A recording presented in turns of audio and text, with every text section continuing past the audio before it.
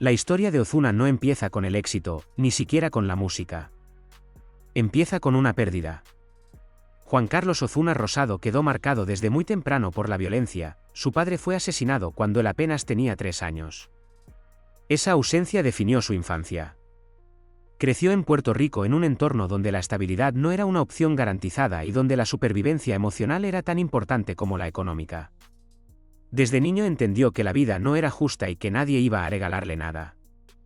La música apareció como refugio, pero también como escape. Antes de convertirse en Ozuna, pasó por etapas de anonimato, frustración y decisiones impulsivas.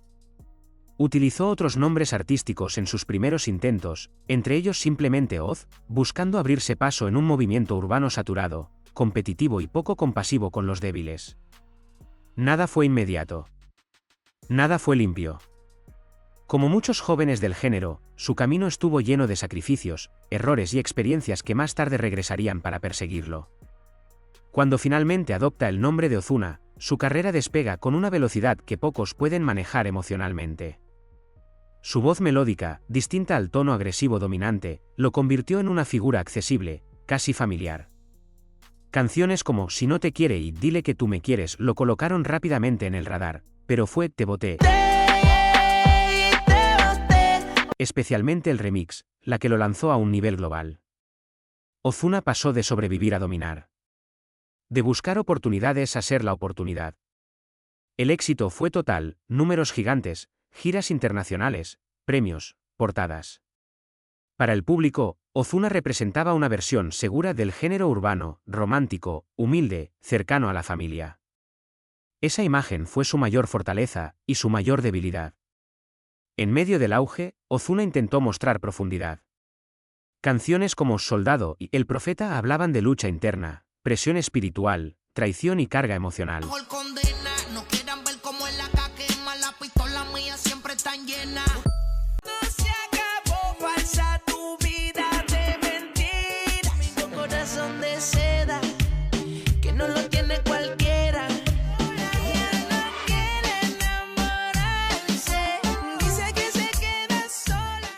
Muchos las interpretaron como crecimiento artístico.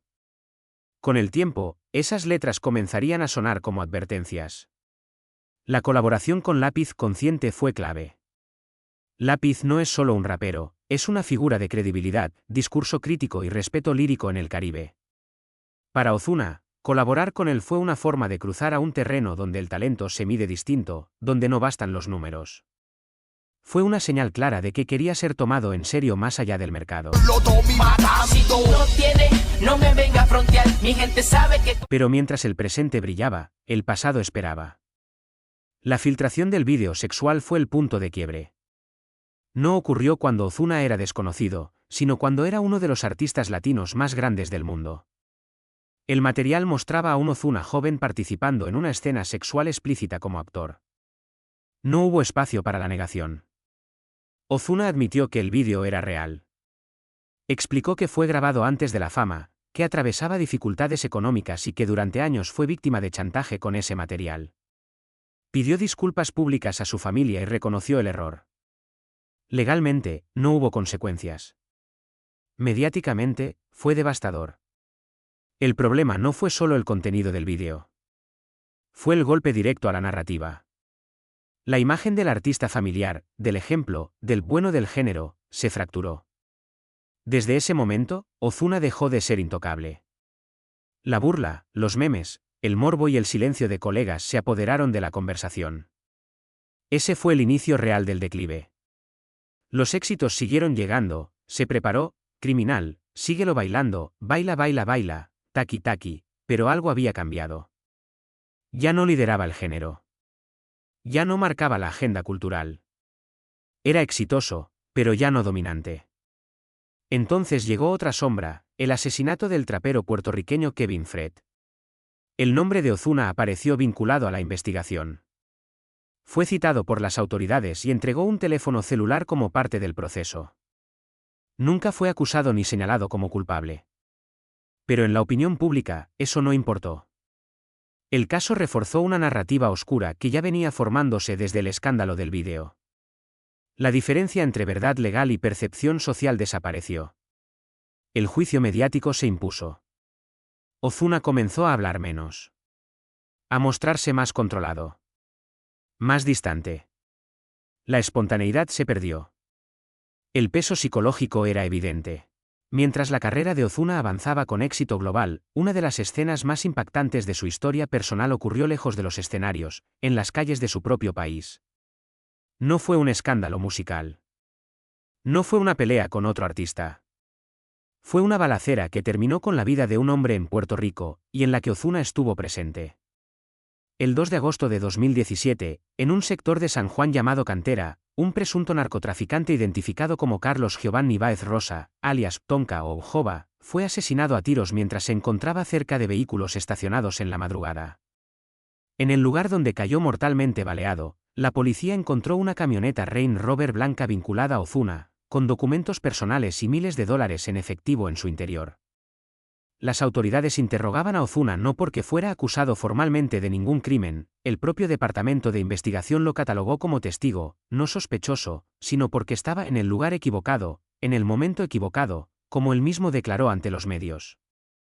El abogado del artista explicó que Ozuna estaba en la zona saludando a personas y que, al escuchar disparos, corrió para ponerse a salvo como lo haría cualquier persona en medio de un tiroteo. Las autoridades confirmaron que Tonka tenía un amplio récord criminal, incluyendo cargos por armas y delitos violentos, lo que para ellos situaba su muerte en un contexto de violencia relacionada con el bajo mundo.